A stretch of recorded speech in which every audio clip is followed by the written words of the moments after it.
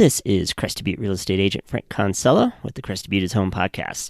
And my guest this week has deep skiing roots. His grandfather started the ski school here in Crested Butte. His parents and his older brother are avid skiers as well, which is probably why he was on skis at 18 months. By the time he was getting out of high school, he was already an Olympic athlete, and he's also added X Games gold medals and a second Olympics and a whole lot more to his skiing resume. So here's Crested Butte's own Aaron Blunck.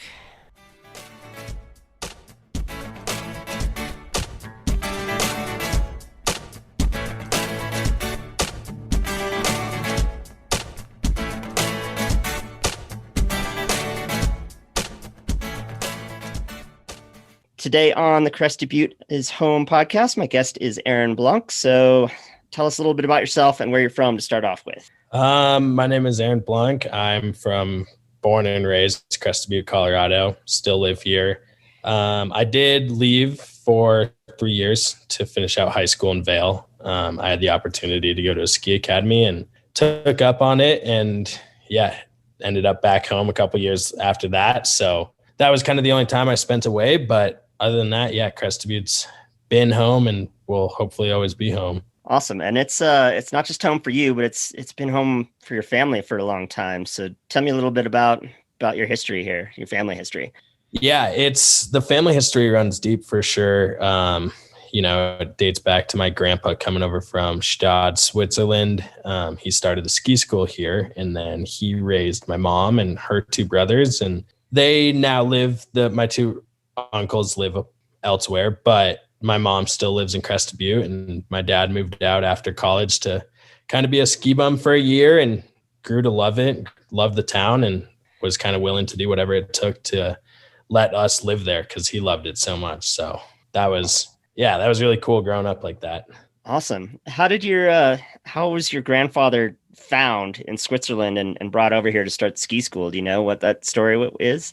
I don't necessarily know what the whole story is. He didn't necessarily get found. He just kind of came over. It was at the time that a bunch of the European skiers were coming over, like Stein Eriksen went over to Park City. A lot of Europeans were kind of in the New England area. So that was kind of where he started. And he met my grandma, who passed away before I was born, but my mom's mom in Buffalo, New York, because there's another upstate New York has another big kind of European like ski tradition out there. So that was kind of where it started. And then he and a few other people kind of just started venturing west, and he found Crested Butte and kind of realized that it looks a little bit like Switzerland in a way. So it's like closest thing to Switzerland, I would say, in the United States. Very cool. Yeah. And there's at least one run named after him, right? Yep. Yeah. It was pretty cool. We got to name the run. What was that? 3 years back now, I believe. No, 4 years ago.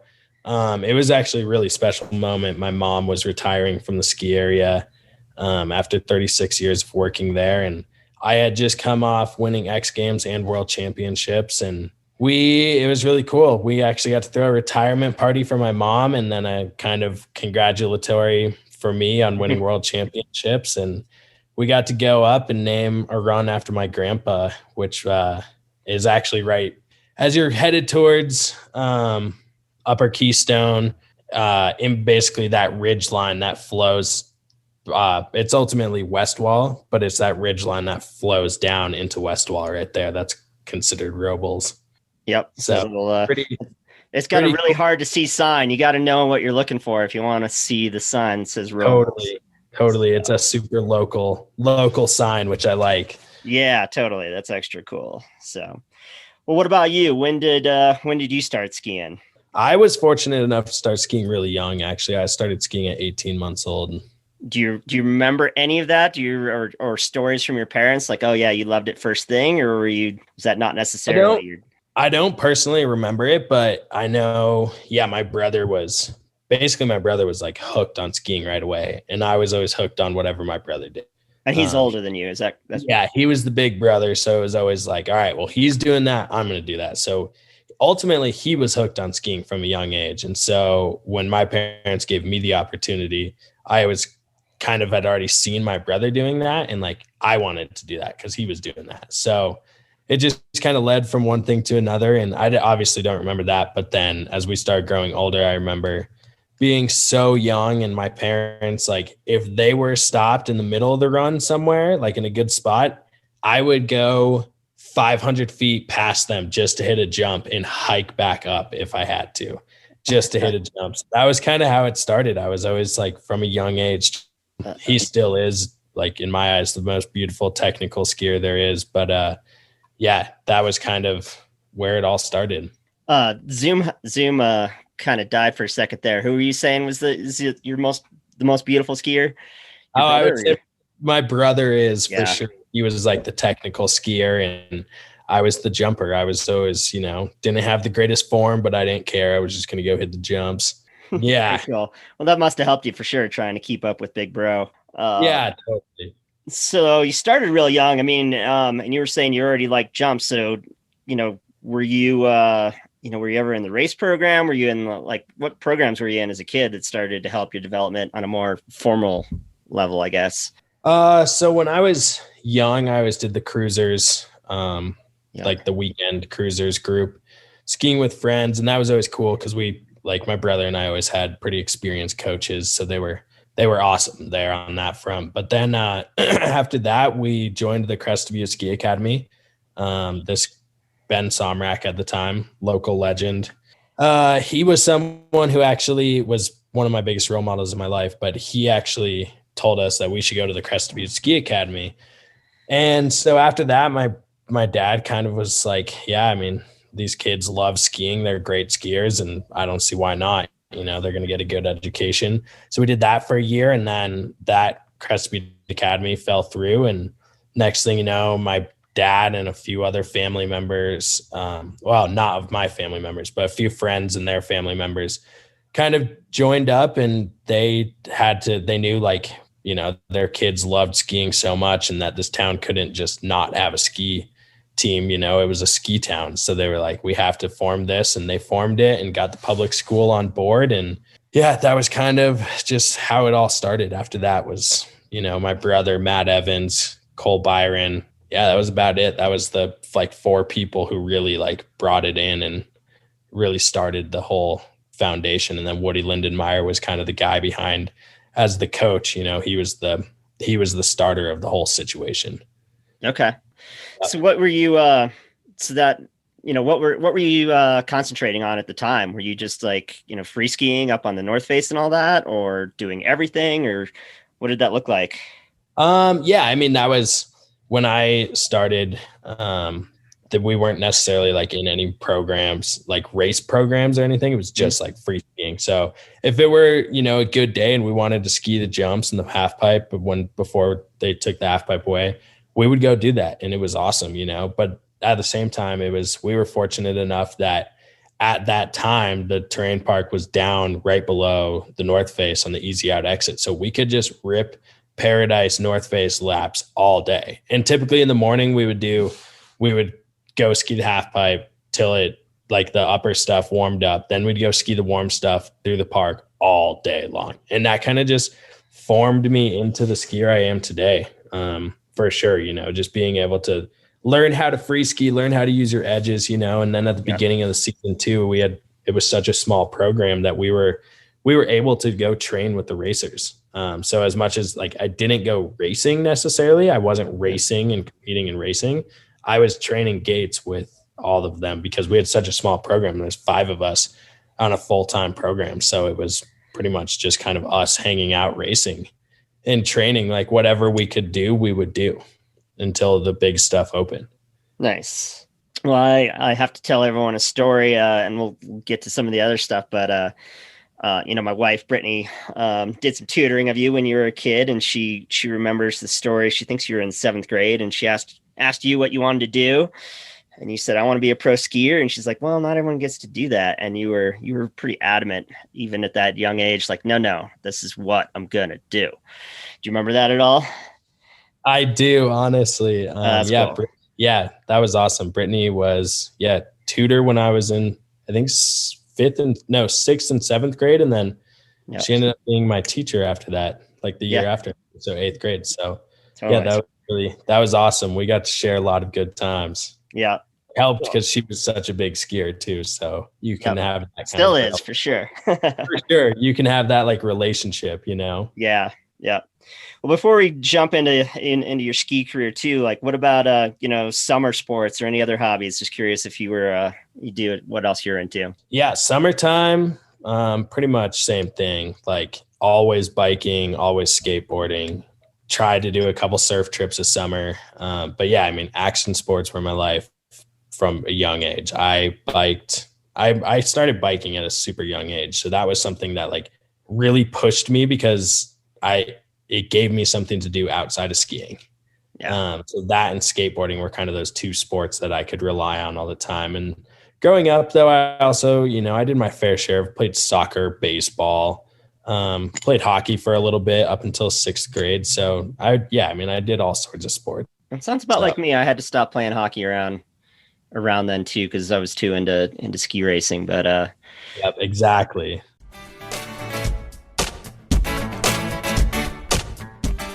in the Crested Butte Real Estate Minute, we've had a lot of recent activity here in the Crested Butte area, which includes $12 million worth of prospect lots that are under contract. The 6th Street parcel in town, which is kind of near the Gas Cafe, is also under contract, along with several commercial buildings in downtown Crested Butte.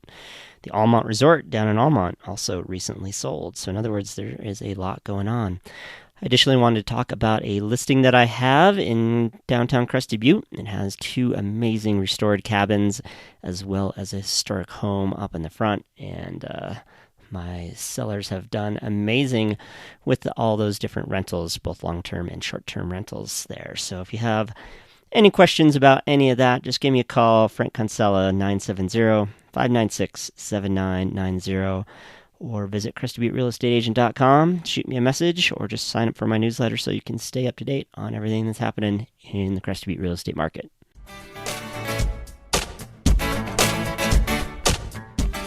Well, cool. Let's just get into your career a little bit. So when did you start competing and do you remember your very first, first time someone threw you a hat and you're like, sweet, I'm sponsored or something like that? I do for sure. Growing up, first time I ever competed, this guy, Kevin Cruz, who used to work at Butte and Co. I got to give it up to him and Ben Somrak because they're kind of the ones who paved the way for me. They told my mom and dad, like my brother and I lived in the ski shops always. So they would always see us up on the hill and see us skiing. And they were like, these kids are phenomenal skiers. You kind of need to let them do their thing. And so they kind of told me about my mom and dad, the first contest. It was just a little local one called the Proferius Park and Pipe Series back in the day. And I remember doing that. I remember my brother and I signed up and a couple of our other friends, and there was some older kids, some Western kids and whatnot who had signed up. And I remember I signed up for that. And I was like, there's, at that young of an age, I don't even remember having nerves for a contest. How old were you? Do you remember? Sorry to interrupt. I was 8 years old. Oh, wow. Okay, cool. Yeah. So I was super young. So I don't even really remember having nerves or anything. I just remember you go up, you hang out with everyone, you wait for your run, and then you go do it again, And I remember just that vibe was to me, it was what I was looking for. It was exactly what I was looking for in my life. So at that moment, I just knew it was on. It was this is what I want to do. And that year I had watched X Games and I was just hooked, just absolutely hooked to skiing. And so from that point on, I started doing some more just domestic contests, more Aspen, Copper, Vail, more just around Colorado. And then all of a sudden it started going really well. I don't even really remember how it just all of a sudden started going really well. I just remember getting an invite to US Nationals and showing up and being there's pros here that just came from European X Games and won. So I was there's no way I'm going to do well here, if even make finals. Next thing you know, I'm making finals. And then next thing you know, I get 3rd place. And it was oh man, this is on it's that moment. I was a freshman in high school and I was oh, wow. I'm getting podiums with the best. Nice. So that next year I got the opportunity, moved to Vail. did another year of like rev tours, kind of more national level events. And then that following summer, I got the opportunity to go down to New Zealand, and it just sparked. Like that was the moment where it was like, all right, I like made my first final. And from that moment on, I just remembered that feeling of making finals. And all of a sudden it was like, I went from being like looking up to all these guys to being a threat to them. And then all of a sudden that year I got my first podium, and I just remember being like, oh my gosh, like I'm going to get an X Games invite. Like I was like, I'm amongst the best of the half pipe skiers now. And it happened so quickly, like, so, and I still have friends who are like battling it out, trying to make finals and stuff. And like, for me, I felt very fortunate and very lucky that it happened so quickly. Let's back up a little bit. So all of these were half pipe, or were you doing, the slope style or any of the other, Yeah. So I was a far better slope style skier than I was half pipe skier.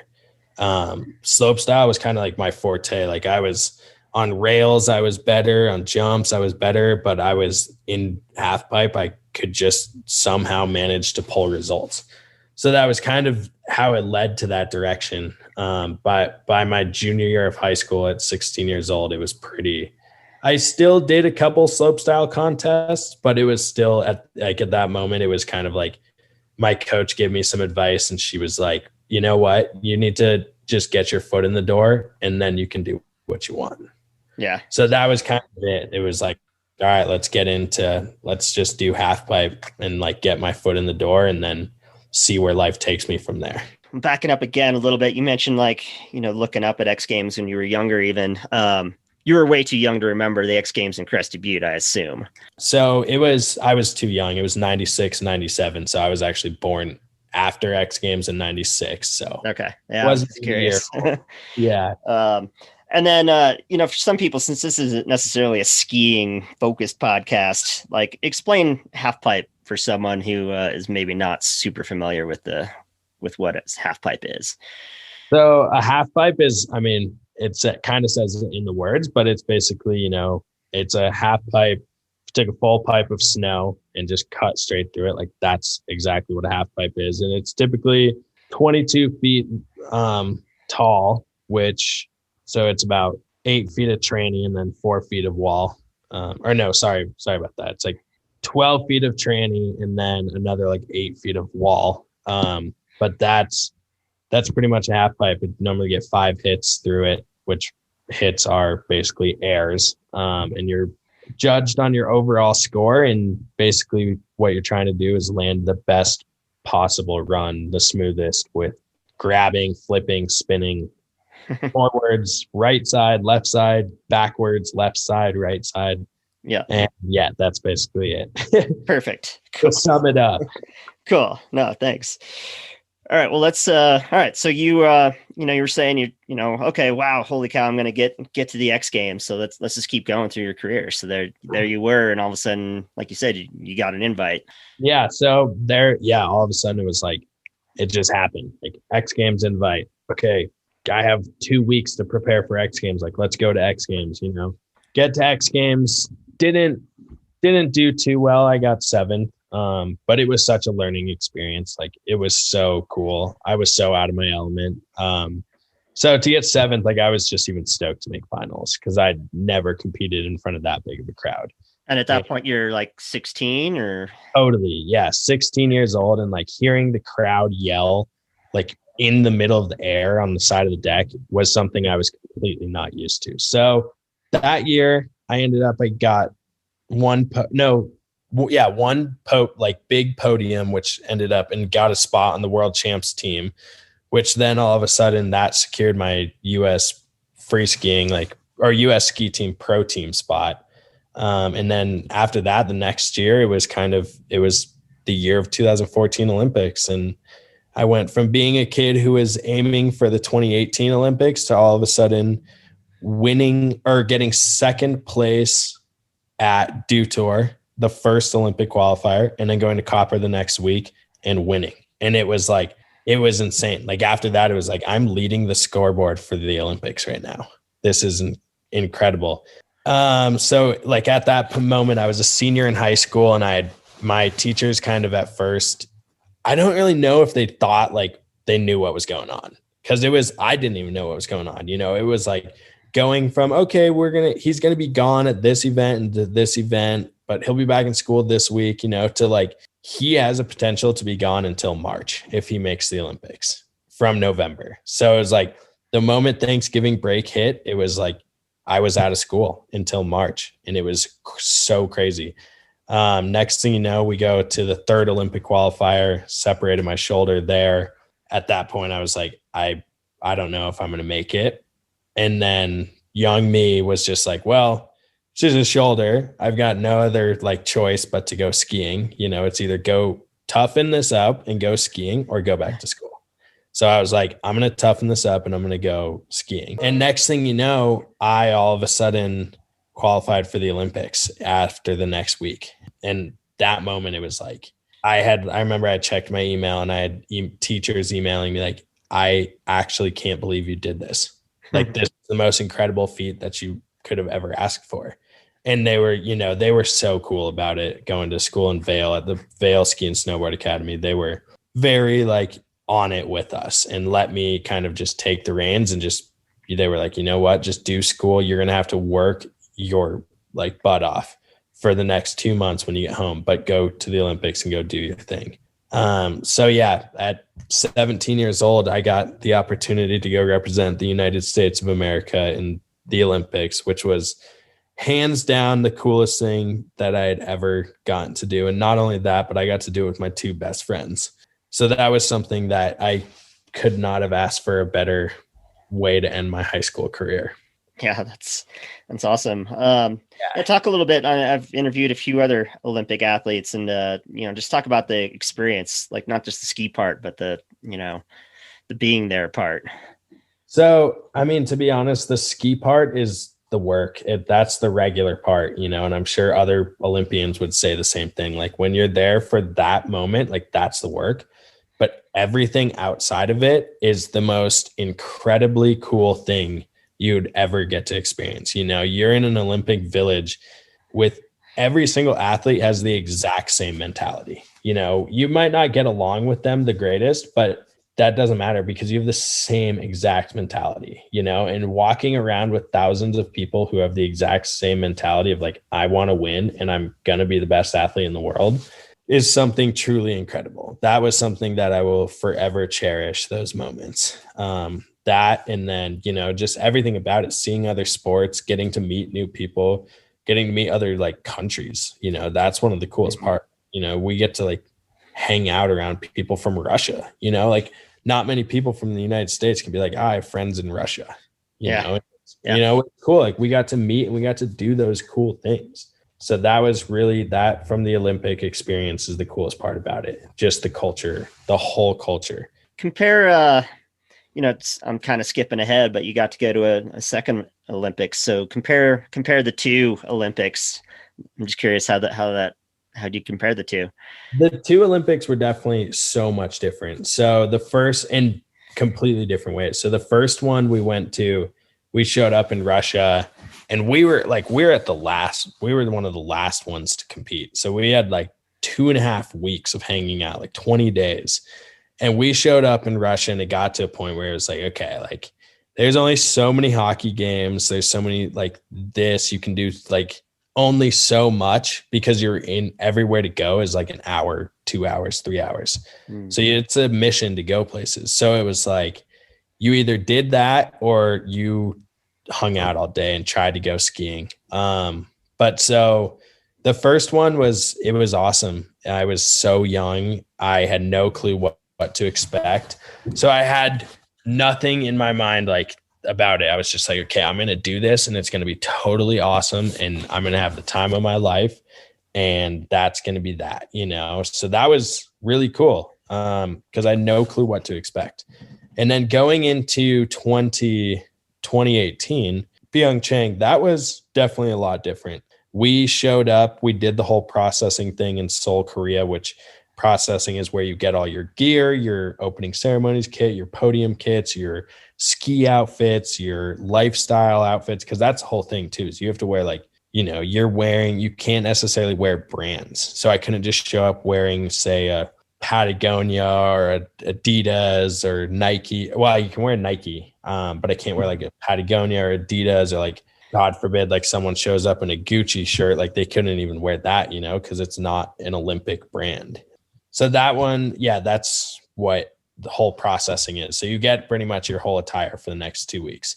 And then after that, we actually hopped on a plane, skipped opening ceremonies, and went to Japan, because our coaches had gone to 2014 with us, and they were like, you guys started losing your minds. And I think that's why a lot of you guys didn't do well, is because we were able to ski the days that freestyle skiing was going on. So if it was racing, we couldn't go skiing those days.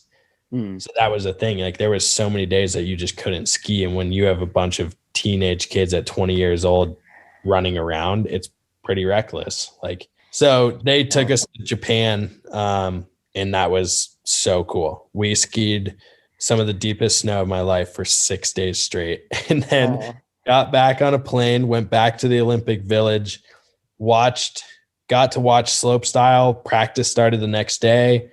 And then we did the Olympics, and we were pretty much out. So it was a completely different experience. It was a lot more going into the second one. It was a lot more like, all right, we're here for business. And I regret it, to be honest. I wish I would have taken it in a little bit more, because I came into it so bruised and battered and hurt, but I had a demeanor like I was going to win this thing. And I kind of forgot what it was all about, which was hard. And I think that kind of portrayed in my results at the last Olympics. Interesting. So, yep. It sounds like you need to combine those two experiences into a third. Exactly. That's the goal. Now, third time's a charm. That's what they always say. You have to fail twice. Nice. So, I'm curious, like, what does your training look like? Like, especially I'm thinking like dry land, like weight room and cross training and jumping in foam pits and trampolines and stuff. And how does that all break out?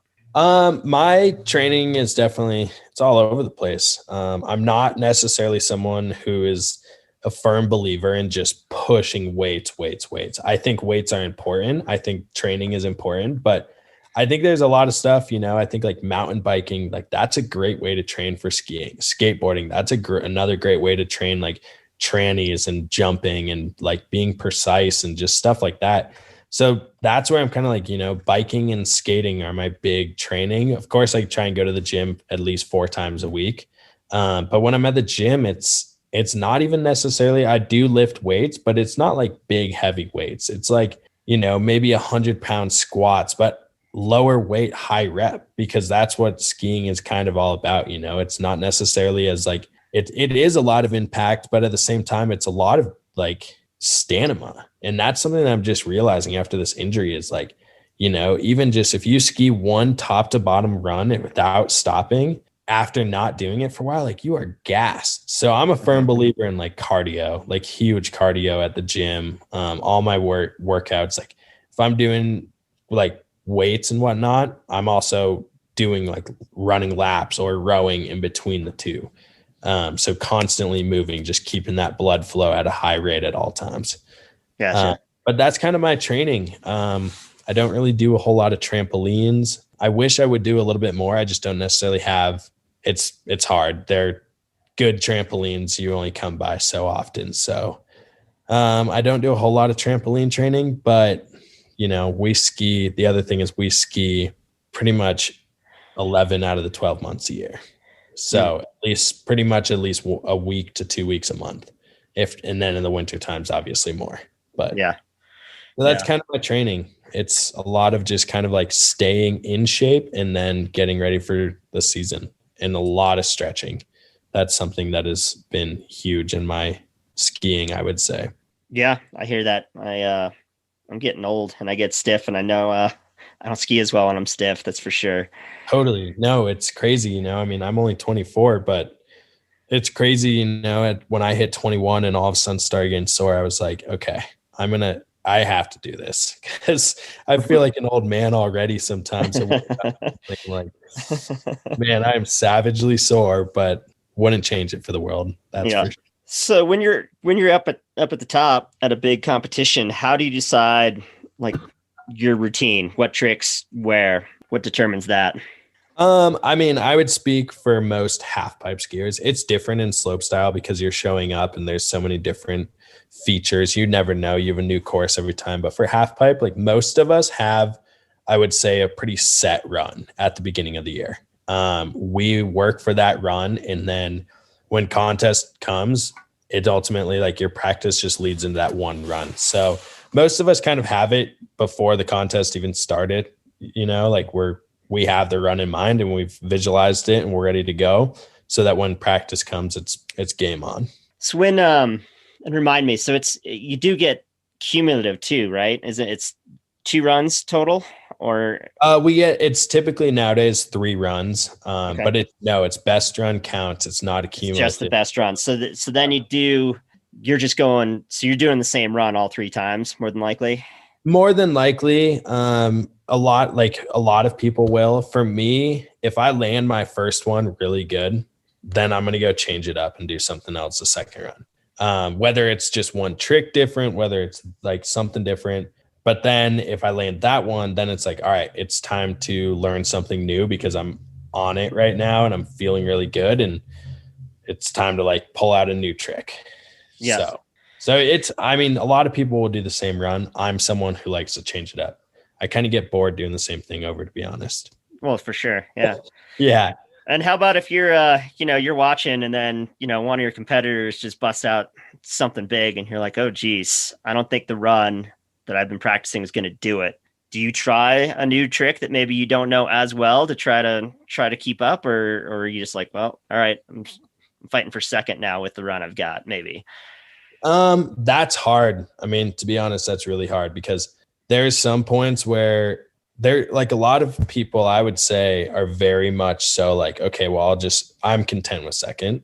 For me, it's like, all right, well, I'm going to go for broke. I would rather fall and know that I attempted to win than go out being like, I'm happy with second place. Like, no, that's not what I showed up here to do. So let's go for broke and win, or let's fall and know that I went for the win. So nice. Yeah. So you will try something that maybe it's a 50-50 shot. Yeah, totally. Cool. Or like ramp up the speed so that I'm going like out of control fast or something, like just something like that. Do something that's going to change something up. Yeah. Well, where do you think half pipe's headed, for a 12-year-old kid by the time they're 18, 20, getting into it? I mean, how many flips and how many spins can be done, do you think? Or do you think it's going to go in a different direction? That's hard. I mean, to be honest, I think half pipe's going to go in a completely different direction. I truthfully think that half pipe and slope style have started to become so like slope style is so popular, but they're starting to add in like transition features. And I truthfully think that in the next few years, it's going to be like slope style and half pipe are going to be pretty much the same thing. And there's going to be contests with 2-hit half pipe runs in the middle of it and jumps. So I think that, we kind of see it with Dew Tour already, something like that. But I truthfully think like that's the direction of half pipe skiing. So it's different. I think the big spins, like you said, there comes a point, a jump, you can start building bigger. A half pipe, you can't necessarily start going bigger because it gets so much more dangerous and the room for error is not necessarily there. So I think half pipe skiing, you're actually going to see a big push in like amplitude and style over big tricks and amplitude. And amplitude, for people who aren't aware, that's basically how much air you're getting. Yes. Yeah. Yes. Well, how about you? Where do you see your career going other than the third time's the charm? To be honest, I've recently started getting super into backcountry. I got the opportunity a couple years ago to kind of do some backcountry, go to Jackson Hole and do the Kings and Queens of Corbetts and the whole big mountain scene. And that kind of, after that, like my whole life changed. I was like, this is where I was meant to be. I love competing to death. I'm a very competitive person, but there's something about being deep in the mountains with a very small crew. And that crew, typically, for me at least, like, I don't go to the backcountry with people I don't trust, and I'm sure you, as the legends that you guys are, you and Brittany, you guys definitely understand that. You don't go out with someone you don't trust. So just knowing that like that crew out there is like, those are your life or death guys, like if you guys, if something happens, you hope that you can either save them or they can save you, And so that's something to me that just became so special and ingrained in me. And then last year I got the opportunity to go up to Canada for 2 weeks and just spend 2 weeks in the backcountry and hiking big lines and big mountains. And that was kind of changed it. So I think in my future, I definitely, I'm going to give it another go at the Olympics, but after that, it's going to start moving into more big mountain skiing. And I would honestly love to start doing a lot of ski mountaineering. I haven't done any of that stuff, but it's something that I'm really into. I'm super into like the fitness and the cardio stuff and pretty good at that stuff, plus the skiing. So I think it'd be cool to kind of start venturing into maybe like doing some like big summits, Yeah, there's a bunch of all about it. Yeah. So. Yeah. Well, and there's, a lot of pro skiers, Davenport or Cody Townsend or a lot of these guys will, move into ski mountaineering in particular, not just backcountry, but totally. And I think that's something that's pretty cool because as you get older, the more knowledge the better. So if you start out a little bit older and have more knowledge, but remain fit. And I feel like that's why a lot of those guys kind of go into that, is because they're good enough skiers at that point that they're like, I don't need to go huck myself off of cliffs. I've done that. I'm a little bit older and I can go do this now. And so that's definitely something I kind of see myself doing, maybe some ski mountaineering. One last question about the skiing. I'm just kind of curious, how do you run your business? Do you have an agent? Do you do all your own stuff? Like, how does that all work for you? I'm just out of curiosity. Yeah. So I am fortunate enough to have an agent, which is really awesome. He's been big help for stuff. He kind of brings in sponsors more or less. But then besides that, I kind of just run my own program. I'm on the US ski team, which I'm fortunate enough to have that. That's a pretty big help when it comes to like physios and stuff like that. So that's always nice. But then other than that, it's kind of, I do my own kind of training programs. I used to work out with Carrie Joe, which that was awesome, but kind of the family's the support, my fiance, my brother, my brother's girlfriend, my mom, dad, like that's the support. That's the kind of crew behind me that makes everything happen. Nice. Very cool. Well, that'll lead up perfectly, I guess, to some of my final questions. So, Crested Butte is home for you. So why do you still call Crested Butte home, especially when there's no half pipe here? To me, I mean, to be honest, like skiing is my favorite thing in the world, but that doesn't mean just skiing half pipe. Just because I compete and my job is mainly a half pipe skier, that doesn't mean I don't love to ski. So, like Crested Butte is that place. I can ski, I can bike right out my front door. And I'm so thankful for that. I'm so, just growing up, being able to be a kid and, you go to a city like Denver, Salt Lake, and you see these kids who don't necessarily have that opportunity. You're like, man, I'm so grateful. I'm so, so grateful that I got my parents raised us in a really cool place. And I learned what like adventuring is all about. Yeah, totally. I think everyone I've interviewed who grew up here, talk about a free lifestyle, Totally. Just go hike, go bike, go ski, whatever, Totally. From a really young age, you can just get set loose. Yeah. I mean, I remember being like 6 years old and my brother and I remember we bought these walkie-talkies at Walmart. We saved up our money and we bought these walkie-talkies at Walmart so that we could go skiing and we could radio. We lived close enough to the mountain. I was fortunate with that too. My parents, we lived a block away from the mountain. So we were close enough that when we were up at the top of the Silver Queen, our radios wouldn't work, but we could do laps to the front side and message down to our parents, letting them know we were okay. And to kind of have that trust at like 6 and 8 years old, like my brother was fully in charge of me.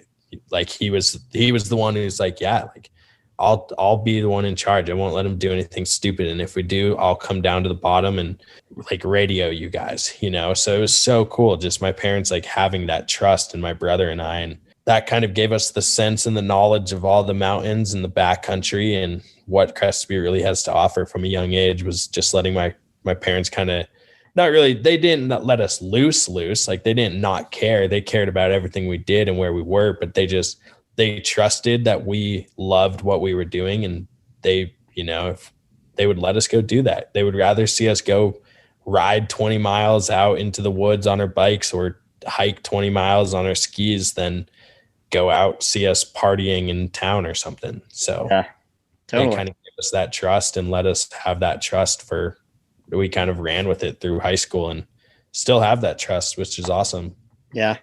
And Crested Butte's like a particularly good mountain for it too. I remember when I was a kid, like 8 years old or something, I was at Vail because I grew up in Colorado too, but I ended up probably over at Lion's Head, and I think I started at Gold Peak, and totally had to be like, "Hey, little kid, are you okay? Like, I don't know where I am." And they had to throw me the bus and go back. Like, Crested Butte's pretty easy. There's one base there you can figure totally, and that we were fortunate enough. Like, I've only been to a few resorts that I really like that. Sun Valley is one of them where you kind of everything leads to the top of the mountain. So that's one of the very few mountains I've ever been to that's like, oh, this is like Crested Butte. Everyone meets at one location, and every lift runs to that same location. So it was perfect. Yeah. Where can people learn more about you? What would be your favorite place to send them? Instagram or a website or what? Yeah, I would say just check out my Instagram. I definitely post a good amount on there. I need to post more, to be honest, but through this last little bit, I've just been injured and kind of trying to focus not on social media and getting back to skiing, and then let the social media come with that. So yeah, cool. I will be posting more as I get back on snow a little bit more. People. There you go. Well, I'll put that link in the show notes. Well, I guess I wasn't necessarily going to ask, but let's talk about maybe how this year's been for you. Let's maybe get into that a little bit if you want. Yeah, this year has been way different than most. A lot slower. I got injured in Switzerland in October 13th, actually. And I came back home. I got airlifted out of the halfpipe in Switzerland down to the hospital. Found out I had a grade 1 laceration at the time, which, was misread, but it was a grade 1 laceration on my kidney. And I was told I had 1 broken rib. So I had spent 2 nights in the hospital. I got released out of that hospital, was able to fly home exactly a week after the accident, which was crazy because I got home and I saw the doctors back home, and I saw a doctor in Colorado Springs, a kidney specialist, and she looked at me and started the conversation off with, "You are very lucky to be alive. You have a grade 3 laceration. You have 3 broken ribs on that side, one of which is poking into your kidney right now. It will heal back up." But that was to hear that and then just kind of know that I almost died. And she was like, "This is going to be, for most people, this is a 6-month recovery, 6-month bedridden recovery." And I was like, "There's no way." I looked at her and I looked at my fiance. I was like, "There's no way." I was like, "I'm supposed to have a competition in December. I will do whatever it takes to be back on snow in December." And she was like, "All right, I'll give you the trust." And then after that, I started working with a PT immediately, started going to the pool all the time, spending 2 hours a day in the pool, just kind of walking around and getting moving and little squats here and there, just keep muscles firing. And then all of a sudden saw Griggs. The guy is honestly a role model to me. Great guy. But he was the one who found out because I kept complaining of hip pain every time I was out of the pool. And he was finally took a look and realized that I had a broken pelvis as well, and then I had a broken cartilage up in my, off of my sternum. And that was something and bruised heart. So that was something that, to hear that and then go into the season, I was I got to ski by December. I'm not skiing by December. And my main motivation wasn't even to get back to halfpipe skiing. It was I can't miss a powder day. I need to get back. I've already missed a couple fall powder days and I have to get back to this because I miss it too much. So yeah, it's been a little bit slower. I'm just getting back on snow. I just got back in the halfpipe 2 days ago, which was the 12th. So less than 3 months, just under 3 months from my accident. And the doctors thought I would be about 6 months recovery. So pretty grateful for that. But looking forward, we have X Games coming up in 2 weeks, which next week I'll do a training camp in Copper with the U.S. ski team, see how I feel. And if I'm feeling good and I'm skiing well, then I'm going to try my best at X Games. So then after that, it's see what happens with COVID. That's all that I can do after that. So hopefully after that, I'll get out doing some big mountain skiing and some filming, and you can look for me in the new Blunck Collective films. That'll be probably put out in November next of 2021. Yeah.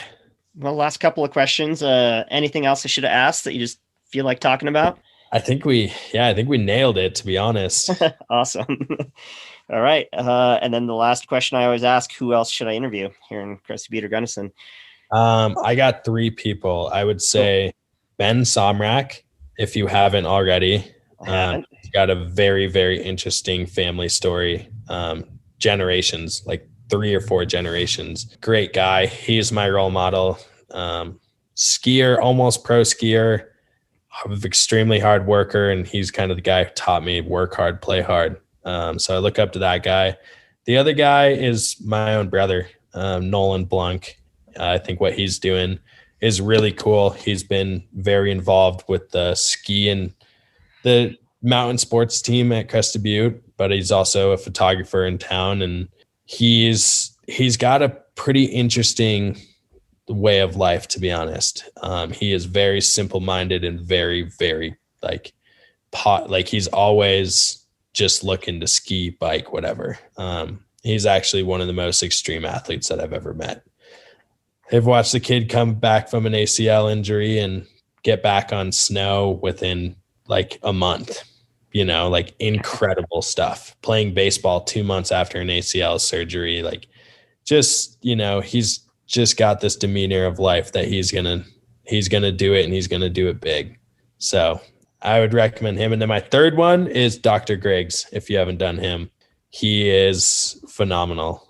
He is a guy who I look up to in so many ways. And he is a doctor who is, just like all of us action sports freaks. He just loves it, and he wants you back there as quick as possible. He doesn't want to see you in his office, which is awesome. I like that. Yep. So. Sure. Awesome. Those are all 3 excellent ones. So I'm going to let you go, and good luck with the rest of this season, both with the injury and with any more COVID delays. We'll hope it all works out for you and everyone else. Thank you so much, Frank. I appreciate that. And maybe this spring you can start showing me some ropes. Yeah, well, let's go ski something. You, me, and Brittany. That'd be fun. I would love to. Absolutely. Cool. All right. Frank. Have a good one. See ya. You too. Good talking to you. Bye-bye. Thanks for listening to the Crested Butte's Home podcast with me, Frank Kinsella. You can find all episodes at crestedbutteshome.com along with real estate information. And you can always subscribe on your favorite podcast player or get your smart speaker to play it as well. You can also find my contact information and Crested Butte and Gunnison real estate information at crestedbutteshome.com. Thanks again for listening, and I'll be back soon with another new episode.